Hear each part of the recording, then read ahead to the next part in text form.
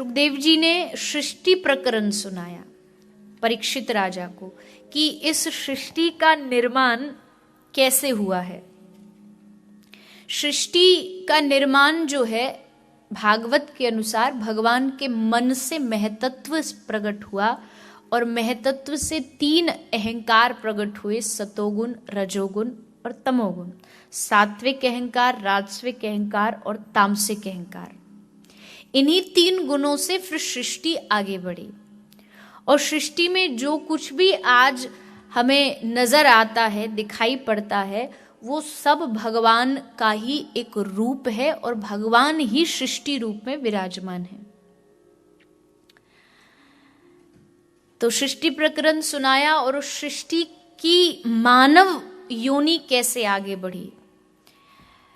ब्रह्मा जी के द्वारा सर्वप्रथम 10 पुत्रों को प्रकट किया गया, जिनको ब्रह्मा जी के मानस पुत्र कह के पुकारा गया।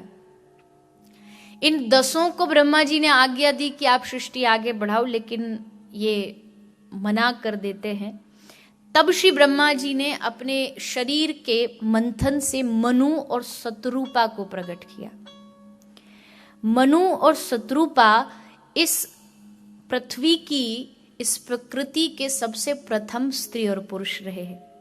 उनके बाद जितने भी मानव आए हैं, जितनी जातियां बनी, जितने धर्म बने, हम बटे, लेकिन शुरुआत में अगर देखा जाए तो हम सब मनु महाराज की संतानें हैं। ऐसा हमारा सनातन धर्म कहता है। खैर, समय आया, विज्ञान ने अपने आप को बहुत विकसित घोषित किया और फिर उसमें एक साइंस ने, डार्विन ने अपनी रिसर्च दे दी कि मानव बंदर से विकसित होता होता मानव बन गया। लेकिन ये पाश्चात्य जगत ऐसा मानता है। हमारा सनातन धर्म इस बात को स्वीकार नहीं करता कि मानव बानर था और फिर मनुष्य बना। सनातन धर्म मानता है कि मनु महाराज से ये वंश आगे बढ़ा। तो आपको भी इस बात को पता होना चाहिए और अपने बच्चों को बताना चाहिए, क्योंकि आजकल एजुकेशन सिस्टम में साइंस के द्वारा कुछ चीजें ऐसी हैं, मैं सब तो नहीं कहूंगी, लेकिन कुछ चीजें ऐसी हैं जो गलत दिमाग में भर दी जाती हैं, और इनमें से ये एक चीज है।